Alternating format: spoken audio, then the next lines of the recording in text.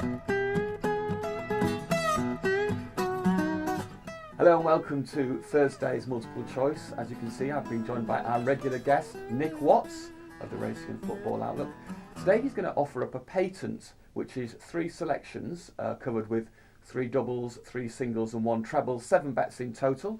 You'll need 1 winner for a return here. So Nick, let's start with your first selection, Newbury 205, which is a good race, Grade 2 novice chase, Ardkilly Witness. Why do you think this is going to beat the hot favourite Third Intention? Well, it's a very good question, and if you look at the figures, then Third Intention should obviously win because he's got quite a high official rating, 150s, really good efforts last season.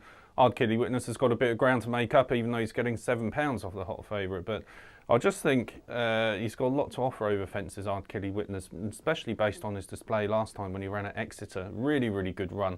Ran Smad Place to 7 lengths. Smad Place, a very, very good hurdler, placed in the last 2 renewals of the World Hurdle. And he made Smad Place work a little bit. He made a mistake 2 out. If he hadn't made that mistake, then I think he would have got even closer to him. But Robert Taunton really had to push Smad Place right out to the line to achieve that 7-length margin. I think there was an awful lot to take from the run.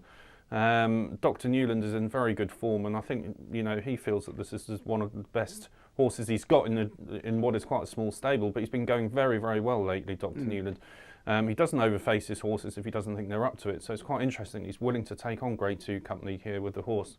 Yeah, but Third Intention is £10 well in on official ratings. That makes him a pretty short price favourite in my book, anyway. Yeah, he will be a short price favourite, but if you look through his record, he's got far more many places to his name than he has got wins, and he was disappointing last time out at Wincanton. And I'm not quite sure. He has got good form over 3 miles, so he finished second behind Dinest, for example, at Aintree, but I'm not sure he's an absolutely out-and-out stayer. And I think at Newbury tomorrow, it's a big galloping track. There should be a bit of cut in the ground. Whether he'll quite get home, I don't know. But Ardkilly Witness, I think, has got the potential to be a much better chaser than hurdler. And he wasn't a bad hurdler last season. He ran Shut the Front Door to half a length at Carlisle, and Shut the Front Door has been a very good novice chaser this season. So with the prices as well, I think there's reasons to be hopeful of a very bold show from the selection. Okay, so that's Ardkilly Witness. That's your first selection in the 205 at Newbury. Staying at Newbury, the Jerry Fielden, which is a listed race, a really good hurdle race. You've gone here for Chatterbox, who's won 3 of his 4 starts. Yeah, 3 of his 4 starts. 2 of those 3 wins have been over course and distance, so obviously appeals to him going to Newbury. I was slightly worried earlier in the week when Hendo had a couple of short price favourites beaten, and he said they'd be needing the run a little bit, and Chatterbox his first time out, so that is a slight concern. But that said, like I said earlier, he has won twice over course and distance. One of those was very impressive when he beat My Tent or Yours, 4 lengths. Now, I don't think you can take that quite literally, but it's still a very good run. Followed up with another good win over course and distance.